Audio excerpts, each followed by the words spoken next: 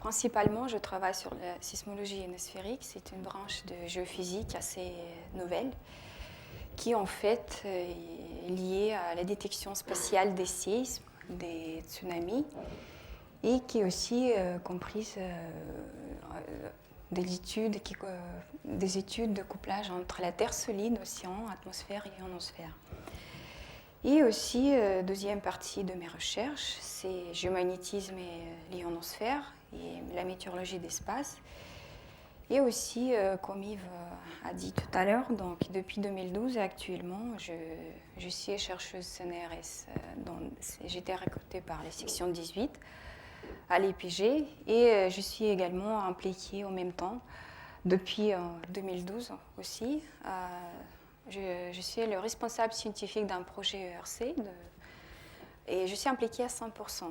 Ce qui signifie que en fait, depuis 2 ans et demi presque, je travaille que sur le projet. Et donc, si je dois trouver un mot qui va caractériser le projet l'ERC, ce sera la ionosphère. Donc, c'est utilisation des mesures ionosphériques pour les applications sismologiques et de la météorologie d'espace. Pourquoi l'ionosphère ? C'est parce que l'ionosphère est très sensible pour l'influence du haut, donc tout ce qui est couplage de soleil interplanétaire, magnétosphère, en réflexion dans l'ionosphère. Et l'ionosphère, en fait, elle est principalement formée par ce couplage du haut. De l'autre côté, l'ionosphère est sensible aux influences du bas, donc c'est-à-dire on peut voir dans l'ionosphère la réponse au séisme, et après ils disent qu'il y a des précurseurs des séismes qu'on peut voir dans l'ionosphère, puis il y a des tsunamis, des éruptions volcaniques, et puis il y a 2 autres événements qui ne sont pas vraiment géophysiques, mais ils ont aussi une réponse dans l'ionosphère. Ce sont les explosions et les lancements de fusées. Donc, qu'est-ce que c'est l'ionosphère ? L'ionosphère, c'est une couche de l'atmosphère. C'est la partie où la ionisation des particules n'est pas négligeable. L'ionosphère commence à l'altitude de 60 km et continue jusqu'à à peu près 1000 km de l'altitude. L'ionosphère est créée par les rayons ultraviolets du Soleil. Donc, ce qui se passe, c'est les photons assez énergétiques, ils peuvent amputer un électron des molécules en produisant un ion positif. Et puis, simultanément, il existe un processus qui s'appelle recombinaison. C'est quand un électron libre peut être capturé par des ions. Et donc, l'équilibre entre ces 2 processus, c'est ça qui détermine l'état de l'ionosphère. Donc, les caractéristiques principales de l'ionosphère, ce sont la densité électronique, donc qui est composition ionique, la température des électrons et des ions. Et c'est principalement ces paramètres-là qui peuvent nous donner l'information sur l'état de l'ionosphère. Puis, ce qui est important de remarquer ici, c'est que l'ionosphère est comprise de 3 couches principales, donc ces couches D, E, F, qui se divisent par rapport à l'altitude, à l'ionisation, et aussi par rapport à leur influence sur la propagation des ondes radio. En plus, j'ai mis ici comme une couche 4e, topside en anglais. En français, c'est la haute ionosphère. Donc, c'est tout ce qui est au-dessus de la région F, ici. La région F, elle est très importante parce que c'est là où on trouve le maximum d'ionisation de l'atmosphère. Et le maximum, dépendant des conditions solaires, géomagnétiques, des conditions jour-nuit, de saison, peuvent varier de 250 à 350 km. Et comme j'ai dit tout à l'heure, donc, la ionosphère elle est très variable naturellement. Et quand je dis ça, ça veut dire qu'il y a beaucoup de perturbations à grande échelle et les paramètres qui font varier les paramètres principaux ionosphériques. Et à part cette variabilité naturelle, il existe aussi des perturbations et irrégularités ionosphériques qui sont à plus petites échelles et qui sont plus spontanées. Donc, ils peuvent arriver soudain dans l'ionosphère, dans quelque part, et soudain, ils départent. Et donc, tout ça, ça nous complique un peu la vie, dans le sens que, en fait, la question que vous pouvez me poser, c'est pourquoi on a besoin d'étudier l'ionosphère. Bien sûr, la première réponse est qu'au niveau fondamental, ce sera très intéressant de savoir ce qui se passe là-haut. Mais il y a aussi la réponse d'application, c'est parce que l'ionosphère joue un rôle très important dans la propagation des ondes radioélectriques. C'est-à-dire que, par exemple, sur cette image, on montre que les signaux qui se propagent à travers l'ionosphère, s'il y a des petites irrégularités, le signal qu'on reçoit au sol, il sera affaibli. Donc, dans les meilleurs des cas, on va avoir des scintillations de signaux. Dans les pires des cas, on ne va pas recevoir le signal du tout. Donc, tout ce qui est communication par les ondes radio, sol-sol, sol-espace, positionnement par les systèmes par satellite, donc les GPS, Galileo, GLONASS, tout ça fie fortement sur l'état de l'ionosphère. Et pour vous montrer un exemple assez spectaculaire, donc je vais montrer un problème réel, disons. Donc c'était le cas d'une opération des militaires aux États-Unis, des militaires américains, c'est l'opération Anaconda en Afghanistan en 2002. Donc, ce qui s'est passé, c'est qu'il y avait un hélicoptère avec l'équipe de sauvetage qui était envoyé, qui était censé de récupérer les forces américaines d'Afghanistan à côté d'une montagne.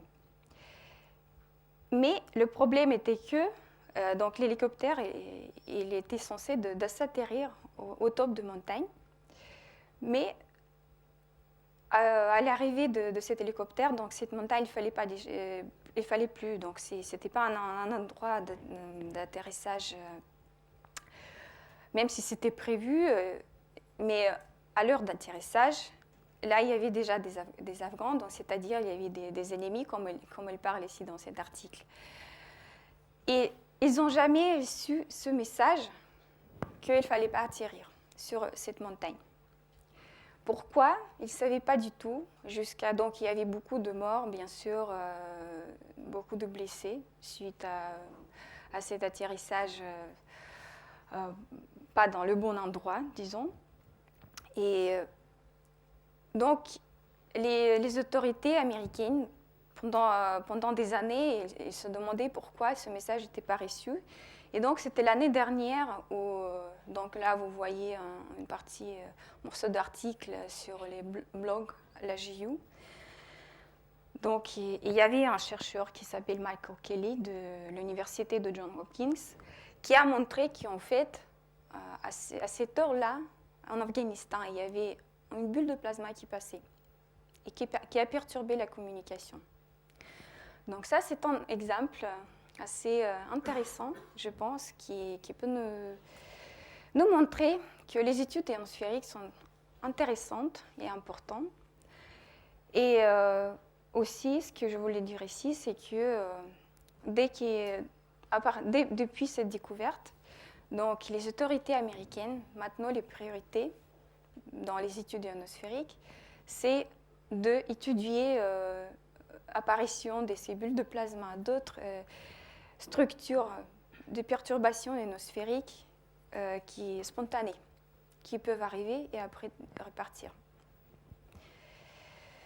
Donc, puis, c'est vrai que j'ai dit que les ionosphères influent beaucoup la propagation des ondes, mais de l'autre côté, si on étudie les propriétés des signaux, on peut avoir aussi, à l'inverse, l'information sur les paramètres ionosphériques.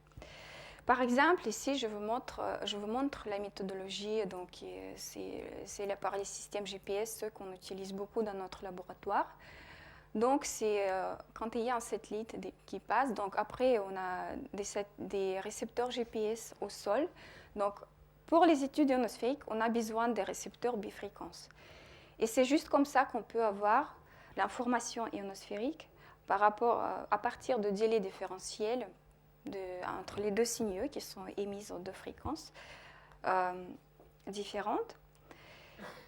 Donc, avec cette formule-là.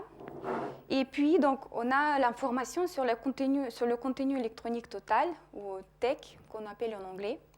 Donc, en fait, c'est une caractéristique intégrale de l'ionosphère, de la densité électronique ionosphère. Et en fait, ça nous donne la quantité des électrons dans un mètre carré dans le rayon entre le satellite et le récepteur. Et la seule inconvénient de sondage par le GPS, c'est qu'on ne peut pas exactement estimer l'altitude à laquelle cette perturbation qu'on détecte passe. Donc, et c'est pour ça qu'on utilise une approximation de couche mince qui, comme on dit, qui se trouve dans le maximum d'ionisation vers 300 km. Et donc, ça nous permet d'avoir des points de détection, donc ici, et ça nous donne aussi les paramètres spatiaux de la détection. Donc, on peut avoir aussi longitude et latitude de points de perturbation qu'on a. Donc, puis donc on a besoin, pour nos études, on a besoin de beaucoup de récepteurs bifréquences, GPS. Et en ce moment, il existe beaucoup de réseaux permanents de GPS. Donc, tout d'abord, c'est le réseau IGS, qui est un réseau international. Puis, c'est un réseau, le réseau GeoNet, qui est au Japon, qui en fait contient 1300 récepteurs à peu près sur ce territoire du Japon. Ça veut dire que les récepteurs sont localisés à 25 km un d'autre. Et puis, il y a d'autres réseaux locaux, comme aux États-Unis, en Europe, en Nouvelle-Zélande, en Afrique du Sud, etc. Donc, nous, on utilise largement le réseau GeoNet parce que c'est le réseau le plus dense du monde et aussi parce qu'il y a beaucoup de séismes au Japon. Donc, et c'est comme ça que je vais vous montrer la première. Donc, on va vers la première partie de ma présentation, et donc qui sera dédiée aux mesures ionosphériques pour les applications sismologiques. Donc, la première question qu'on se pose, pourquoi on voit la propagation des ondes sismiques dans l'ionosphère?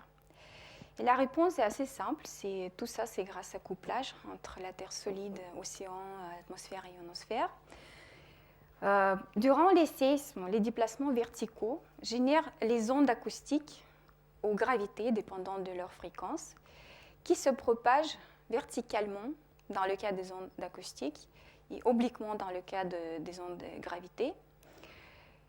Et en propageant vers l'atmosphère, donc l'amplitude de ces ondes croise largement suite à des croissances importantes de la densité atmosphérique avec l'altitude. Donc, et c'est comme ça, après, par les collisions entre les particules neutres et les particules chargées, c'est comme ça qu'on peut après détecter avec l'instrumentation, comme GPS par exemple, on peut détecter les perturbations ionosphériques. Et donc, d'habitude, pour les ondes acoustiques, il faut 7 à 8 minutes pour atteindre les hauteurs de l'ionosphère.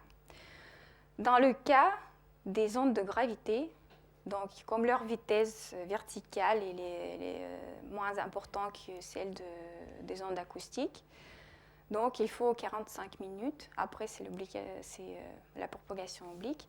Donc, après les tsunamis, on peut voir 45 minutes après la propagation des tsunamis, on peut voir des perturbations dans l'ionosphère. Et aussi, une autre chose importante à marquer ici, c'est qu'à part les déplacements verticaux et les tsunamis, donc on a aussi les ondes de relais qui se propagent le long de la surface. Et par les mêmes principes que dans les cas des ondes acoustiques, ils aussi ils émettent des ondes acoustiques qui se propagent aussi vers l'atmosphère et l'ionosphère.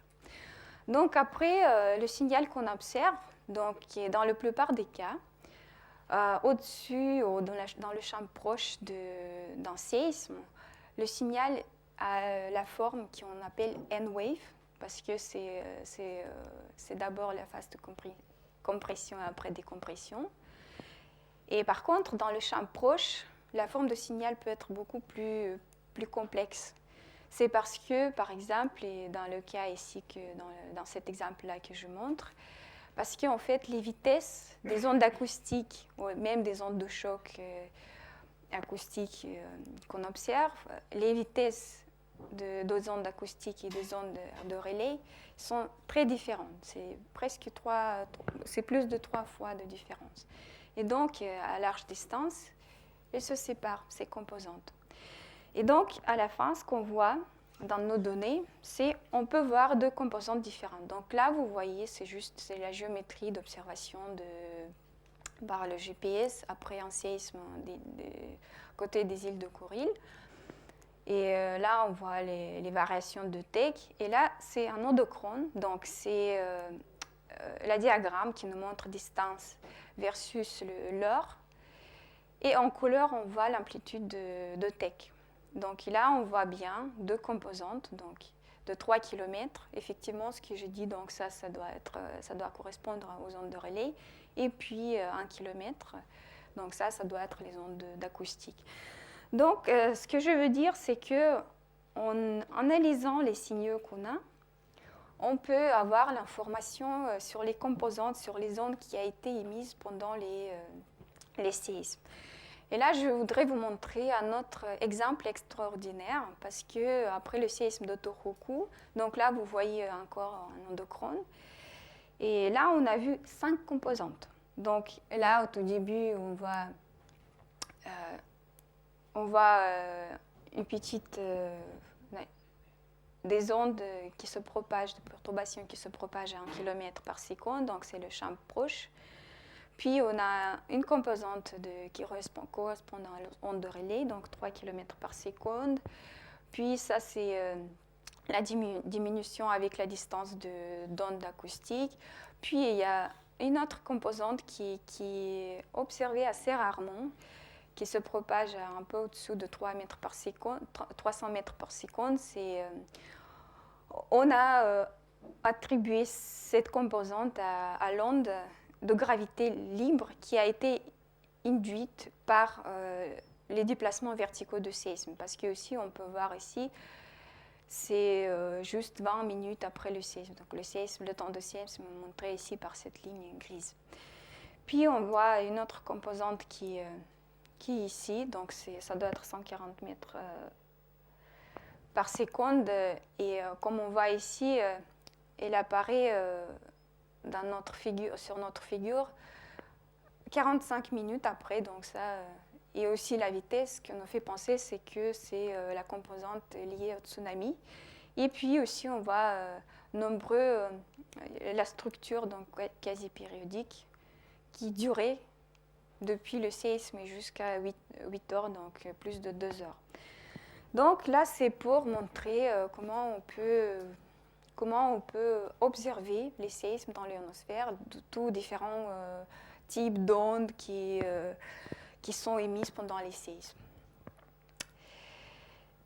Et donc, qu'est-ce qu'on sait maintenant sur les réponses ionosphériques au séisme? Bien sûr, pas tous les séismes peuvent être détectés dans l'ionosphère. Donc, les études récentes ont montré que les séismes avec magnitude 6,8 ou 7, ils sont plus, la garantie c'est presque garanti d'avoir une réponse dans l'ionosphère, sauf certains cas quand on ne voit pas, pour quelques raisons qu'on ne sait pas encore. Donc une autre chose qu'on sait déjà, c'est que l'amplitude, dans la plupart des cas, l'amplitude des perturbations ionosphériques cosismiques est plus importante après les séismes qui sont plus forts, de magnitude plus élevée. Ce qui paraît aussi logique, parce que les déplacements verticaux, ils sont plus importants après les séismes plus grands. Et puis, une autre chose qui est aussi assez intéressante, les séismes avec magnitude plus de 8, ils sont caractérisés par la phase négative plus longue. Et qu'est-ce que je veux dire? La phase négative, c'est la phase de décompression. Donc, ici, vous voyez dans la théorie, comment elle doit être l'onde de réponse. Donc, on a phase de compression et la phase de décompression. Et donc, dans la théorie, donc là, si on voit l'amplitude qui est assez élevée, et dans la théorie, les surfaces de ces deux triangles, elles doivent être égales, l'un à l'autre. Et donc, bien sûr, si ici l'amplitude est plus grande, donc ici, par conséquence, la durée de la phase sera plus longue. Donc, c'était notre explication par des observations qu'on voit. Donc, ça, c'est un exemple de la réponse cosismique dans le TEC qu'on voit après le séisme de magnitude 7,3 et après le séisme de Tohoku. Donc, on voit que la différence est presque 10 fois.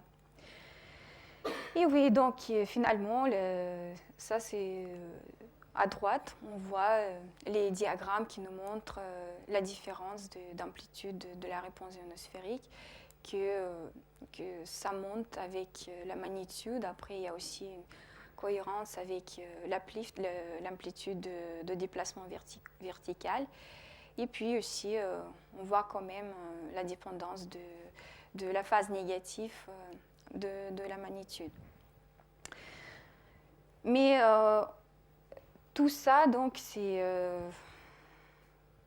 sont les phénomènes intéressants. Et puis, je voudrais parler beaucoup de ce séisme de Tohoku de 11 mars 2011, qui en fait a changé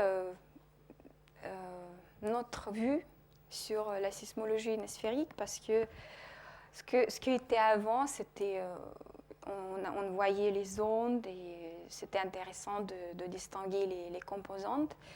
Mais après le séisme de Tohoku, c'était comme l'ouverture des nouveaux horizons pour cette application, pour la sismologie ionosphérique. Donc, un problème réel. Donc, je raconte ce qui s'est passé au Japon. Donc, à 14h46 de l'heure de Japon, il y a eu un fort séisme. Et le problème était que le séisme était si fort que les données sismologiques ont été saturées. Et donc, ce qui n'a pas donné de possibilité d'estimer rapidement la magnitude de ce séisme. Mais avec les données historiques au Japon, donc ils gardent toutes les mémoires, donc il n'y avait jamais un séisme de magnitude plus de 7,9. Donc la première estimation de magnitude, c'était 7,9. Et puis, une autre chose importante et intéressante, c'est que de la côte est de Honshu, de l'île de Japan, il y a des murs de protection de tsunami, contre les tsunamis, qui ont l'hauteur de 6 mètres. Et en fait, normalement, un séisme de magnitude 7,9 ne doit pas produire un tsunami qui est plus de l'hauteur de plus de 6 mètres. Donc, il y avait bien sûr une alerte, mais pas de niveau très haut. Après, donc par la suite, 25-27 minutes plus tard, il y avait le tsunami qui a commencé à arriver. Donc, on tous connaît les conséquences. Donc, le tsunami, à la fin, le maximum de RANAPS, il était 38 mètres dans la région Ofunato, donc ici. Et il y avait des accidents au Fukushima, etc. Et ce qui s'est passé, Donc à 16 heures, donc c'est une heure et quart après le séisme, donc ils ont levé la magnitude. Donc c'était pas 7,9, c'était 8,4. Après, il a été élevé jusqu'à 8,8. Et finalement, 2 jours après le séisme, la magnitude était réajustée. C'était à 9. Donc, suite à cette catastrophe, les autorités japonaises, elles demandent est-ce qu'il y a d'autres mesures, pas sismologiques, pas hydrologiques, qui peuvent nous aider à estimer la magnitude d'un séisme en temps quasi réel? C'est important exactement pour les alertes tsunami. Et nous, on se pose des questions. Est-ce qu'on peut utiliser les données ionosphériques pour cette application-là? Et donc, la réponse est oui, possible. C'est possible dans certains cas. Là, je vais vous montrer une vidéo de ce qu'on a observé dans l'ionosphère au-dessus du Japon avec l'aide de réseaux japonais. Donc ici, chaque point, on a les données de toutes les stations GPS au Japon. Et il y a plusieurs satellites. C'est pour ça que vous voyez plusieurs images du Japon, des îles du Japon. Donc je voudrais vous montrer du début. Donc chaque point, c'est point des mesures. Donc, ces points d'intersection entre la couche mince qu'on imagine et les rayons entre récepteurs et satellites. Donc là, il y a tous les satellites, toutes les stations. Donc le séisme, ça c'est l'heure universelle, donc c'est à partir de 5h45. Et donc, c'est 10 minutes plus tard que ça commence. Voilà. Donc il y a des grosses perturbations dans l'ionosphère. Donc il y avait la première onde qui s'est propagée à sud-ouest, et après il y avait ces structures quasi périodiques qu'on a vues, et on voit bien que ça dure 2 heures et même plus. Donc si on voit ça, on peut peut-être essayer de faire quelque chose, de voir si on peut avoir l'information sismologique à partir des données ionosphériques.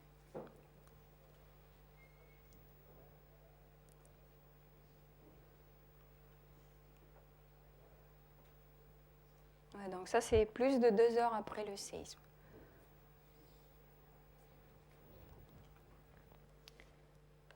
Pour cette étude-là, donc pour voir si on peut avoir l'information sismologique à partir des données, on a utilisé les données GeoNet. Donc là, vous voyez avec les points noirs les stations GPS. Et on avait 10 satellites visibles, comme vous avez vu tout à l'heure.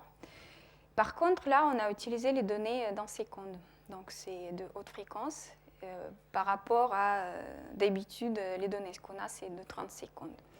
Et on va utiliser les observations de champs proches. Donc, il y avait 3 satellites, 26, 5 et 27, qui passent au-dessus de la faille sismique de l'épicentre. Et on va voir ce qu'on peut voir.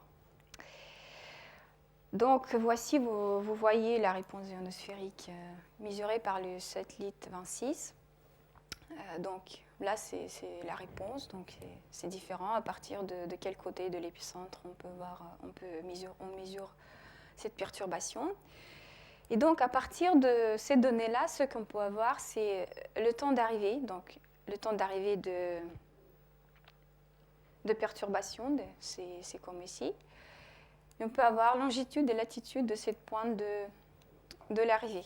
Donc là, vous voyez comme ce satellite-là et ces stations, donc ces rayons, elles passent exactement au-dessus de la faille. Et donc après, là c'est une autre illustration pour vous montrer qu'avec les données dans secondes, on peut déterminer l'arrivée de perturbations avec très haute précision. Ici, on fait une carte comme ça, donc on a latitude, longitude, et en couleur, on a le temps d'arrivée de perturbation. En minutes après le séisme, c'est ça la carte qu'on voit. Donc, ce qui est clair de cette carte, c'est que la perturbation a commencé ici, donc 100 km à l'est, mais pas au-dessus de l'épicentre, qui est montré ici par l'étoile noire. Donc, et puis aussi, on voit que c'est au-dessus de 8 minutes les premières arrivées qui sont détectées ici.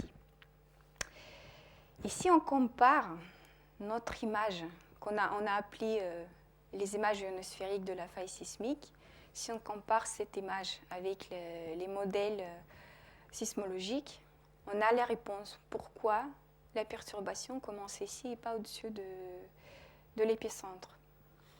Parce que, en fait, le séisme de Tohoku il a été assez exceptionnel dans le sens que, en fait, le maximum des déplacements verticaux ont été détectés. Pas au l'épicentre. Dans l'épicentre, c'est là où la rupture commence. Mais les déplacements verticaux les plus importants ont été détectés à l'est de l'épicentre. Et c'est pour ça qu'on appelle les images ionosphériques de la faille sismique. Parce que dans l'ionosphère, on a vu ça qui correspond au modèle sismologique. Donc, puis, une autre chose aussi, c'est qu'on peut estimer les vitesses. Donc, les premières arrivées sont très rapides, c'est 3 km par seconde. Ce qu'on fait penser aussi, c'est qu'on détecte vraiment parce que ce sont les vitesses des ondes sismiques. C'est ça qui nous fait penser que c'est vraiment qu'on passe au-dessus de la faille et on détecte la rupture. Et puis, la propagation des perturbations ionosphériques à vitesse qui sont en kilomètres par seconde, donc après les perturbations qui propagent dans tous les sens. Donc, suite à cette étude, la question était est-ce que ces images, est-ce qu'on peut faire là systématiquement? Et c'est pour ça qu'on a analysé d'autres satellites, les données d'autres satellites. Donc, le premier était le satellite 5, qui en fait, la géométrie de sondage elle était assez différente, bien sûr. Donc, mais là, on voit quand même que la perturbation commence ici. Donc, c'est pas... comment dire? Donc, la source a été là. Donc, on peut localiser la faille dans ce cas, mais elle ne sera pas au-dessus. Et là, on peut se souvenir que les coordonnées varient avec la hauteur de la couche mince. C'est notre approximation pour le sondage GPS.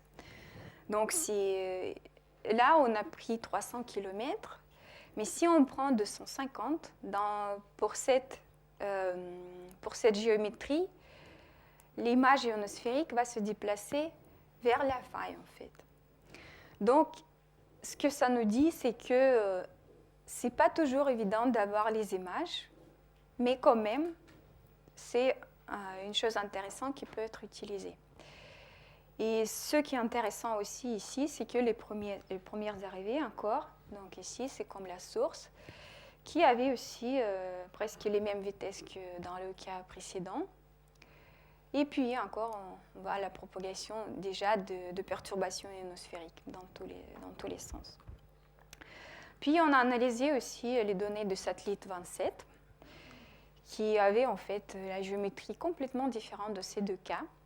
Et donc là, on ne voit pas du tout, on ne peut pas avoir des images ionosphériques. La seule chose qu'on peut voir, c'est que les premières arrivées de signal ont été enregistrées tout le long de la faille. C'est la seule chose qu'on peut voir. Et les vitesses, bien sûr, ce ne sont pas les vitesses des ondes sismiques, ce sont les vitesses des perturbations ionosphériques. Donc, localisation faille, non. Pourquoi il y a une telle différence? Donc, après avoir analysé les géométries de sondage GPS dans ces cas, voici donc notre réponse. C'est que dans les cas de succès, donc satellite 26 et 5, ce qui s'est passé, ils ont détecté les ondes directes acoustiques. Donc, dans ce cas-là, on a eu des images. Et par contre, il y avait satellite 27 et il y avait plusieurs d'autres satellites que je ne montre pas ici. Eux, ils ont détecté déjà la perturbation ionosphérique qui s'est propagée. Donc, voilà notre réponse, que dans certains cas, on peut avoir des images. Par contre, oui, donc ça, j'aime bien montrer cette diapo. Donc, c'est qui s'appelle sismologie ionosphérique en action. Parce que, en fait, les premiers modèles de la faille sismique qui étaient publiés 7 heures après le séisme ont montré que les déplacements verticaux, les maximums, étaient le long de l'épicentre, comme ici. 3 jours après séisme, donc recalcul, donc ce que je vous ai déjà montré, que en fait les maximums de déplacement, ils étaient à 100 à 150 km à l'est de l'épicentre. Et l'ionosphère, 5 secondes après le séisme, il y a une image comme ça. Oui, donc, mais par contre, tout ça, on a vu après le séisme. La question, une grande question, est-ce qu'on peut utiliser ça vraiment en temps réel, en temps quasi réel? Parce que ça, c'est une autre chose. Et est-ce qu'on peut vraiment construire un alerte tsunami qui sera basé sur les mesures ionosphériques?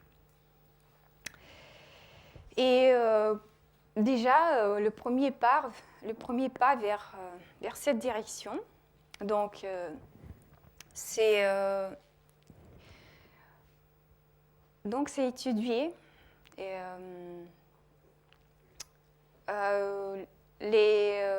les points en commun entre la génération des tsunamis et la génération des séismes, des perturbations ionosphériques. Donc, je montre cette figure encore une fois parce que, comme j'ai dit au début, ce sont les déplacements verticaux qui sont importants pour la génération des perturbations ionosphériques. Par contre, de la sismologie, on sait qu'il y a plusieurs mécanismes au foyer qui existent. Donc, il y a des mécanismes qui sont normaux quand on a des déplacements verticaux négatifs. Après, il y a thrust qui est positif, donc c'est uplift. Et puis, il existe aussi un troisième mécanisme au foyer qui s'appelle strike slip. Je pense qu'en français, c'est décrochement des failles, qui est caractérisé par les déplacements plutôt horizontaux. Donc, bien sûr qu'il existe aussi une composante verticale, mais elle est négligeable. Elle est vraiment très petite. Et donc, la question qu'on s'est posée, est-ce que les séismes de ce mécanisme au foyer, là, est-ce qu'ils peuvent produire des perturbations ionosphériques? Parce qu'en fait, les séismes de strike slip, ils d'habitude ne génèrent pas de gros tsunamis. Il y a des petits tsunamis, mais 1 mètre au maximum. Et donc, c'est pour ça qu'on a étudié 6 séismes, les réponses ionosphériques, les variations de TEC après des 6 séismes de mécanismes au foyer strike slip. Et comme vous voyez déjà ici, il y a une réponse ionosphérique. Donc, ce n'est pas exactement tout à fait la même chose. Donc, là, je vais vous montrer juste un exemple. C'est la réponse ionosphérique au séisme. En fait, il y avait 2 séismes. Il y avait un après, 2 heures après, il y avait un autre. Et ça, c'est un cas assez extraordinaire parce que c'était la première fois qu'on a détecté sur le même satellite 2 séismes. Donc, comme vous voyez ici, ça, c'est le premier et ça, c'est le deuxième.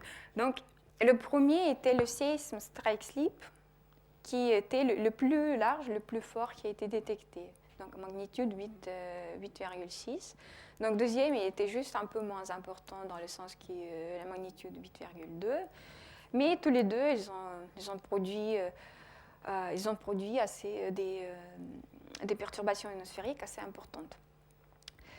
Donc, pourquoi? Parce que pourtant, tsunami, il n'y avait pas donc, ce séisme-là de magnitude 8,6. Il y avait un alerte tsunami, mais le séisme était les déplacements verticaux, là, même au-dessus de la faille, étaient 5 mètres. Oui, c'est assez important aussi même pour les séismes de deep sleep avec les mouvements verticaux. Mais à l'arrivée, le tsunami était juste au-dessus d'1 mètre. Donc, après, une autre chose qui est intéressante aussi, c'est que donc, ce qui est sûr, les tsunamis sont générés par les mouvements verticaux. Par contre, il y a des cas quand les déplacements horizontaux peuvent aussi jouer leur rôle. Donc, c'est dans les cas quand les angles deep sont basses. peut-être c'était aussi le cas dans les strike slip qu'on a étudié, mais en fait, on n'a pas trouvé une corrélation entre les paramètres sismologiques et l'amplitude des perturbations qui ont été générées. Donc peut-être c'est aussi la longueur de la faille qui joue son rôle. Donc, ou peut-être c'est aussi en fait la réponse qui est la plus logique, qui nous paraît la plus logique, c'est qu'il y avait l'ensemble de ces paramètres qui a joué son rôle. Et là, c'est pour vous montrer. Donc là, c'est un diagramme qui montre, donc ça c'est l'amplitude de perturbation en tech, et là versus magnitude. Donc en bleu, on voit il doit y avoir 11 séismes qui sont deep sleep avec les mouvements, les déplacements verticaux assez importants. Et là, on voit en rose les 6 séismes décrochement de la faille qu'on a vu. Donc, ce qu'on voit, c'est que ça dépend pas trop de mécanismes foyer. Et bien sûr que ça va nous compliquer un peu la vie avec notre tâche d'essayer de faire l'inversion, d'estimer les paramètres de la faille sismique, de sismologique, à partir de données ionosphériques. Donc, et là, on arrive à la conclusion de la première partie de mon exposé. Donc, il a du sol, on part vers l'espace. Donc, utilisation des mesures ionosphériques pour la météorologie d'espace. En fait, c'est plutôt, donc, ça aussi, ça peut être un sujet assez large. Et ce que je vais vous montrer tout de suite, c'est la réponse ionosphérique aux orages magnétiques. Et je vais parler de performance du système GPS pendant les orages magnétiques. Donc tout d'abord, la question, qu'est-ce que c'est un orage magnétique? Et en fait, c'est un phénomène très très complexe. Mais en 2 mots, c'est une perturbation du champ magnétique terrestre temporaire qui est due à l'éruption solaire, en fait, qui émet le plasma. Et donc, avec l'arrivée de ce plasma, on a la magnétosphère, le champ magnétique terrestre qui est compressé, et il y a un orage magnétique qui commence. Et en fait, la réponse ionosphérique à un orage magnétique, qui s'appelle orage ionosphérique ou tempête ionosphérique, en fait, c'est un sujet très, très complexe, et je ne pourrais pas parler de tous les changements radicaux dans l'ionosphère qui existent, qui commencent avec l'arrivée de cette choc interplanétaire. Mais juste pour vous montrer, par exemple, c'est que l'aurore boréale, ou là c'est australien, donc il y a des précipitations de particules chargées dans les régions polaires, l'extension de l'ovale auroral, donc c'est comme on voit ici aussi. Donc après les réchauffements de plasma, il y a des vents neutres, de composantes neutres, donc qui commencent à se propager vers l'équateur. Il y a l'effet superfontaine équatoriale qu'on peut observer. Et suite à cet effet superfontaine, on a élévation de plasma ionosphérique de jour. Donc l'ionosphère peut monter beaucoup plus haut que les hauteurs de maximum d'ionisation que je vous ai montré, 300 km. Donc, pendant cet effet de superfontaine, l'ionosphère monte vers 1000 km à l'équateur. Et puis, il y a bien sûr augmentation de la densité électronique qu'on peut observer. Donc, c'est l'ensemble de l'effet qu'on peut observer sur toute la Terre. Puis, les effets de tempête ionosphérique, ils peuvent varier de saison, de côté jour-nuit, donc les latitudes, tout ça c'est différent pendant les tempêtes ionosphériques. Donc là, je voudrais juste montrer un petit exemple donc c'est notre étude très récente.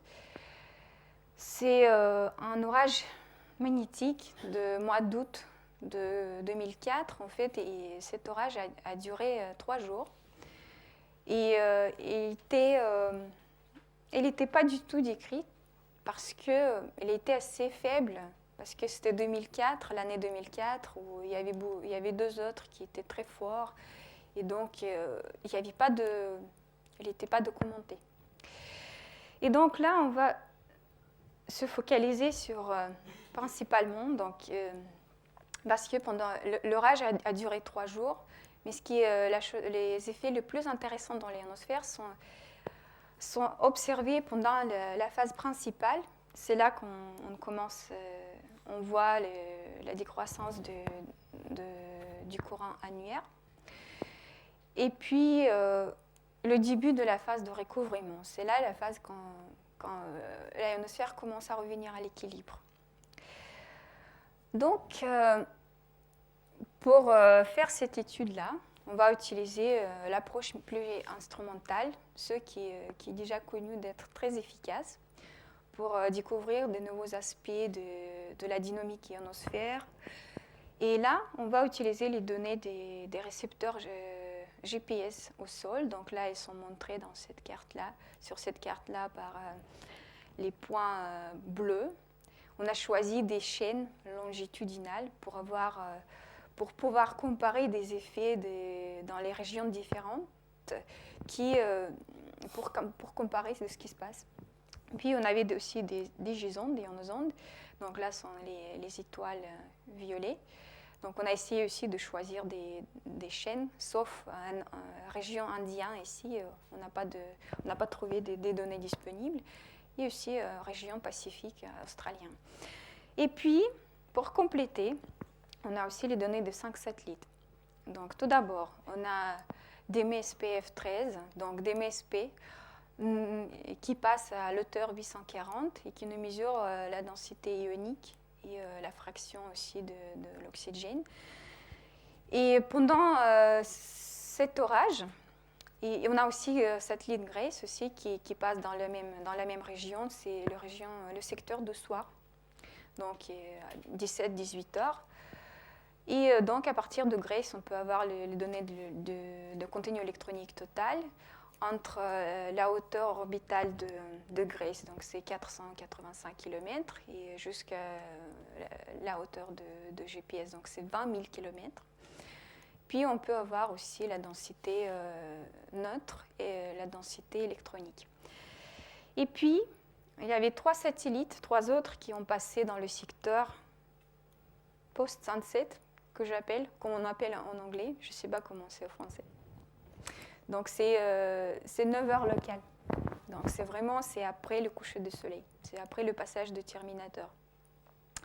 Donc là, on a l'altimètre TOPEX. Donc là, il nous fournit l'information sur le contenu électronique vertical entre la hauteur de TOPEX, donc c'est 1300 km, et jusqu'à la surface de l'océan, parce que l'altimètre nous fournit l'information sur le TEC seulement quand il passe au-dessus de l'eau. Puis on a le DMSP. Et on a un satellite allemand qui s'appelle CHAMP, qui passe en fait vers le maximum d'ionisation à 385 km et qui nous fournit aussi les données de TEC, de la densité électronique et de la densité neutre. Et donc, en premier temps, on va regarder les données des transformations du sol, donc c'est les données de GPS et de ionosondes.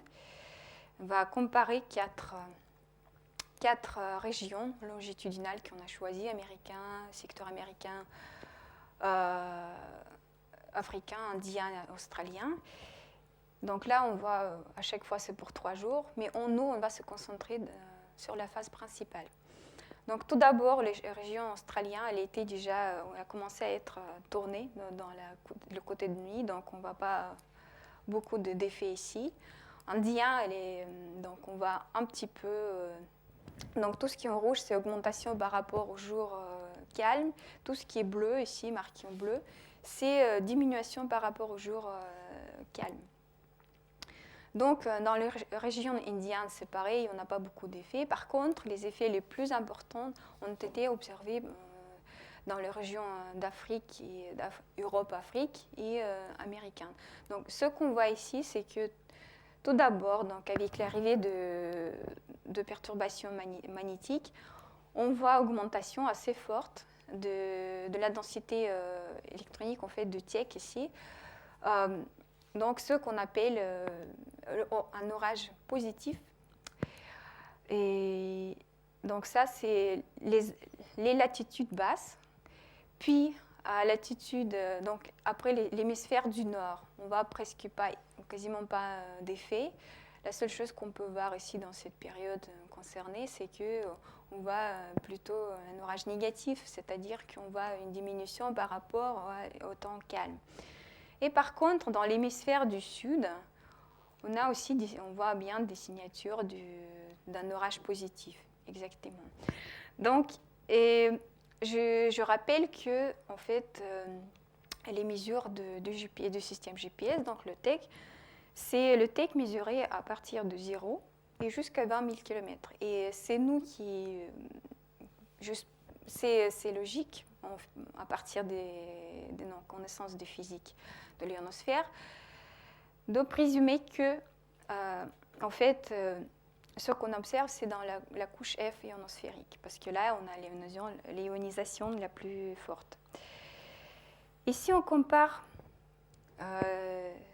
les données des récepteurs GPS avec les données des gisondes. Donc ça, c'est la concentration de la couche F. Donc, on va voir le même effet, sauf que l'augmentation de paramètres dans l'hémisphère du sud, elle est plus forte. Et orage négatif aussi, elle est plus forte par rapport à ce qu'on a vu.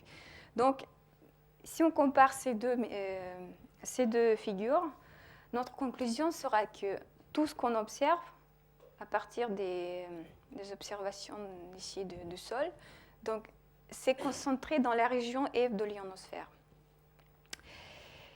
Et puis, on va analyser aussi les données satellites, donc, qui zondent la ionosphère topside, la haute ionosphère. Donc, c'est au tout début, on va regarder le secteur de soir, donc c'est 7-8 heures locales.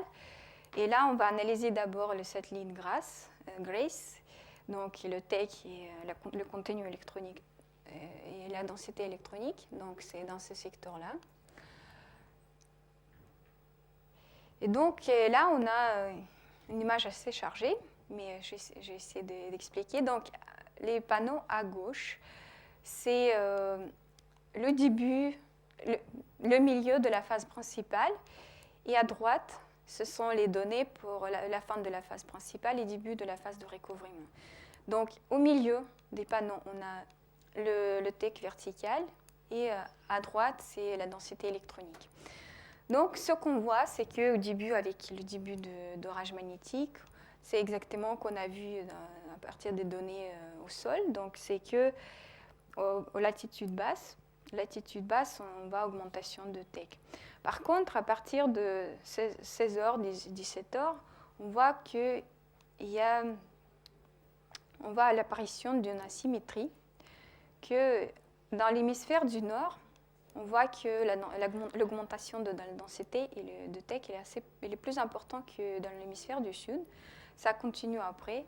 Puis, à partir de 18h, là, on voit apparition aussi de génération et apparition des perturbations courantes ionosphériques, donc qui sont générées dans les latitudes hautes et qui se propagent ensuite vers l'équateur.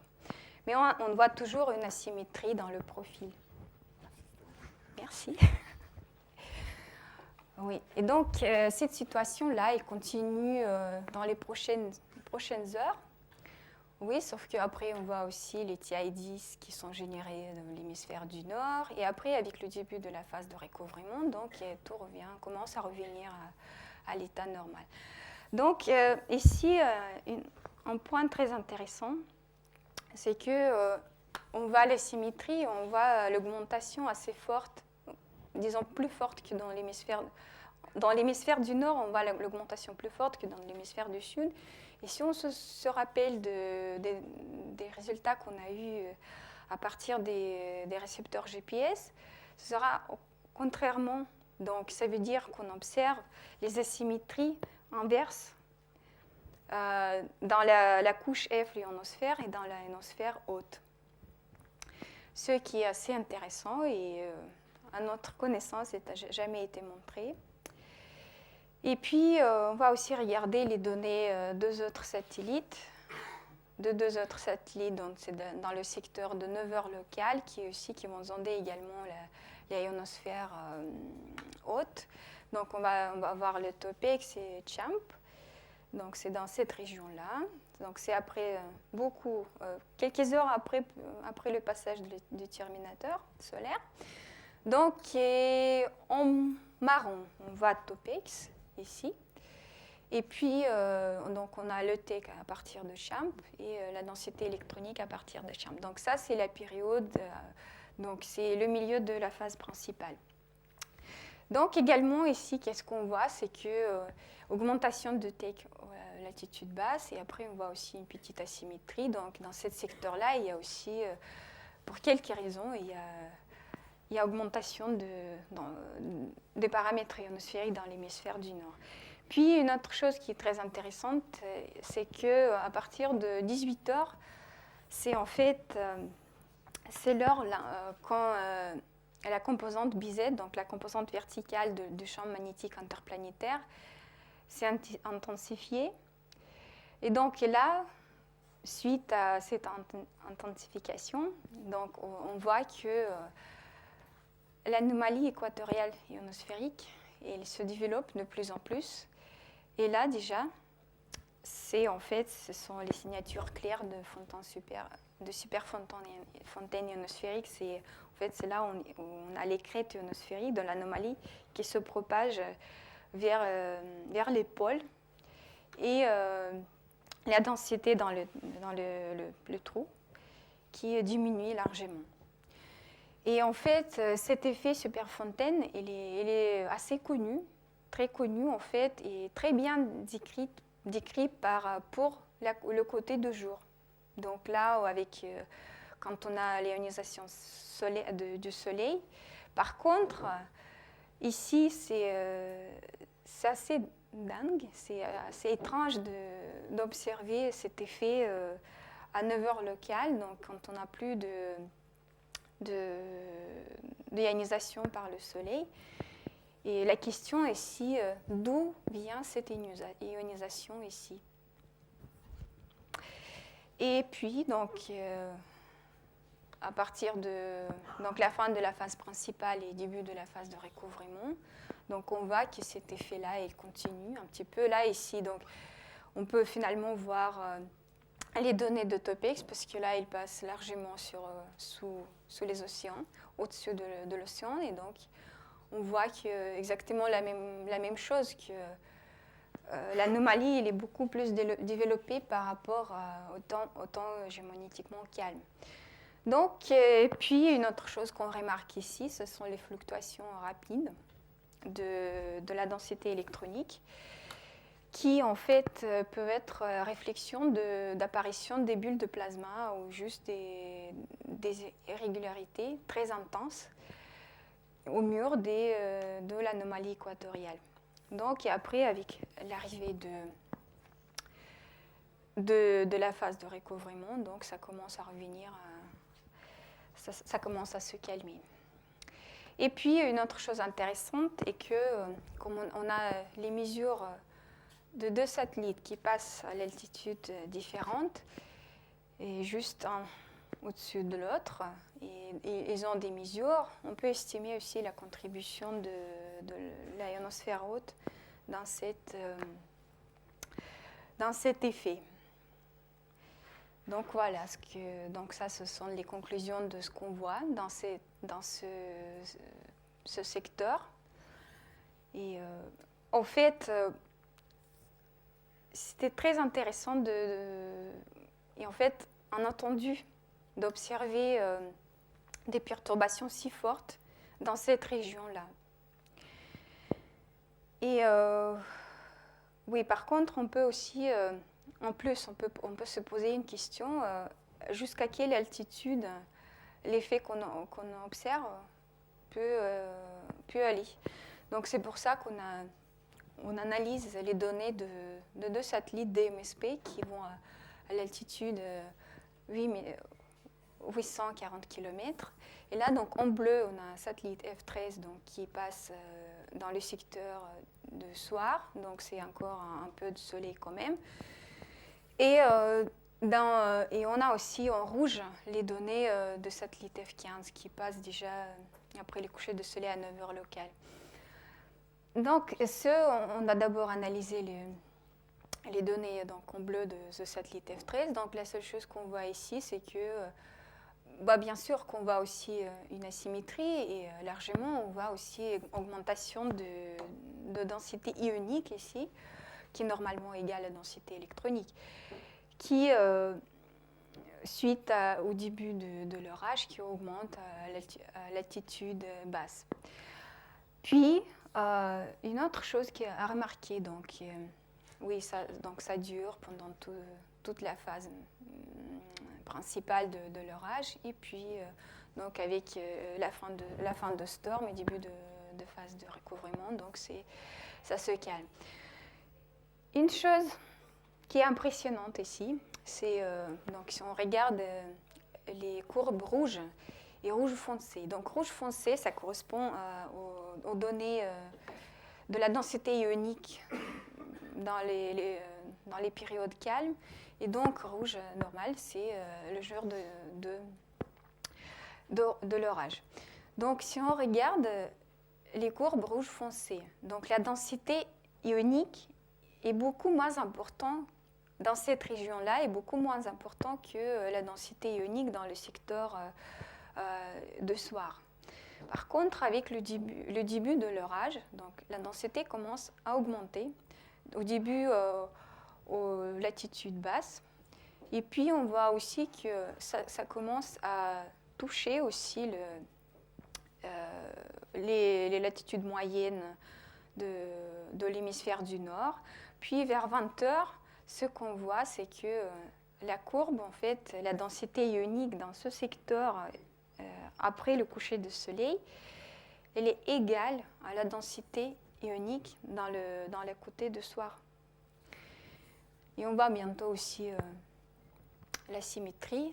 Donc, la conclusion qu'on fait ici, c'est qu'on voit même à l'altitude 840 km, on voit toujours les mêmes effets qu'on a vus dans l'ionosphère topside, donc dans la haute ionosphère, et qu'en fait, l'élévation de plasma était vue même à 840 km. Je pense que c'est possible que c'était plus haut que ça, et qui est assez impressionnant dans le secteur de soir, après soir, presque minuit. Donc, oui, et qu'on voit aussi la symétrie de ces secteurs. Donc, par rapport à ces résultats, on avait beaucoup de questions. Donc, pourquoi on voit cette asymétrie inverse, hémisphérique, dans les données? Déjà, en fait, ce qui est normal et ce qui est bien expliqué, c'est que dans l'hémisphère d'hiver, pour nous, ce sera l'hémisphère du sud, et il y a souvent l'augmentation assez importante de la densité électronique. Par contre, dans l'ionosphère haute, on voit un effet qui est tout au contraire, qui nous montre que dans l'hémisphère du sud, dans l'hémisphère d'hiver, on a zéro réaction, et par contre, dans l'hémisphère du nord, on a une augmentation. Et ce n'est pas la première étude qui montre cette différence entre la réponse ionosphérique dans la couche F et la couche haute, donc dans le topside. Et il paraît, et l'explication qu'on a trouvée, que en fait, la ionosphère haute, elle est très sensible aux précipitations des particules. Et puis, l'autre question est que pourquoi cette ionisation énorme, d'où ça vient, d'où viennent tous ces ions, en absence des radiations solaires. Donc, et là, la seule chose qui peut expliquer et que je n'ai pas montré ici, c'est qu'on avait aussi les données de composantes, les variations de la composante neutre. Et en fait, ce qui était aussi impressionnant, c'est que satellite Champ, donc c'est encore à 9 heures de soir, l'orage, la tempête thermosphérique, elle était très importante que dans le côté du soir. Donc, ce qu'on pense, c'est que la thermosphère, avec les précipitations de particules qui pouvaient, donc l'ensemble de ces effets qui a fait cet effet. Et puis, donc, ce qu'on a remarqué, tout ce qui concerne les fluctuations rapides dans le secteur nuit. Donc, vous êtes invité au séminaire par Irina, donc, cet après-midi à l'IRAP, à 14h30. Et j'ai presque fini. Donc, je voulais juste dire 2 mots par rapport à la performance de GPS, une petite étude qu'on a fait. Donc, on a utilisé les données GPS. Donc, on a utilisé le réseau mondial plus les réseaux locaux, donc aux États-Unis, en Europe, en Afrique du Sud, en Amérique du Sud, en Nouvelle-Zélande, Sumatra, Japon. Et on a comparé la performance qu'on a estimée à partir de taux de glissement de phase de fréquence pour 4 orages magnétiques de l'intensité différente. Donc là, à gauche, vous voyez, c'est un orage de novembre 2003. C'était un orage un des plus forts dans le cycle 23, qui a provoqué assez... Donc, ça paraît pas énorme, mais quand même, il y avait des récepteurs qui ne marchaient pas bien. Donc, là, c'est... Donc, pour expliquer, donc, les glissements de phase sur la fréquence, c'est la première fréquence principale, et là, c'est sur la deuxième fréquence. Donc, ils ne sont pas les mêmes, c'est 10 fois de différence, donc le taux. Mais par contre, on voit qu'avec le début de l'orage magnétique, on voit augmentation des erreurs dans la performance de GPS. Puis, un autre un peu moins intense, un orage un peu moins intense, donc c'est la même chose. On voit qu'avec le début de l'orage, on voit augmentation de taux d'erreur dans le système GPS. Et finalement, il y avait un autre orage de août 2005 qui, en fait, au niveau des variations de champ magnétique interplanétaire et d'indice DST, il a produit des variations assez importantes, mais par contre, il n'y avait pas beaucoup d'effets sur la performance de GPS. Bon, on ne sait pas trop pour quelles raisons, malheureusement. Et donc, mais la conclusion quand même est que, bien sûr, qu'il y a un effet des orages magnétiques sur la performance de GPS, et ça dépend de l'intensité des orages, et plutôt des perturbations, de l'intensité des perturbations ionosphériques provoquées. Donc voilà. Là, c'est juste un exemple des cartes mondiales qu'on a fait pour cet orage qui était très fort. Donc là, c'était les glissements de phase sur la fréquence L1, c'est L2. Et là, c'était le taux de ce qu'on a appelé les glissements de Teck, qui en fait, les déviations de Teck qu'on ne considère pas normales. Donc là, on voit bien que il y avait une grosse perturbation qui est passée juste au-dessus des États-Unis et aussi en Europe. Donc apparemment, c'est l'origine aurorale. Donc voici sont les conclusions de la part 2. Donc c'est que l'approche pluri-instrumentale et qui peut être très efficace pour étudier la dynamique globale de l'ionosphère et qui nous permet vraiment d'avoir une meilleure idée de ce qui se passe, de trouver des nouveaux aspects de la dynamique ionosphérique, de tout comportement de l'ionosphère. Donc, les résultats qu'on a eus donc, avec les asymétries hémisphériques inversées, opposées, dans la région F et dans la haute ionosphère, ça nous montre aussi qu'il y a des différents drivers pour ces deux régions, qui est aussi à étudier encore mieux. Et puis que l'apparition des glissements de phase, ça dépend de l'intensité de l'orage. Voilà. Merci.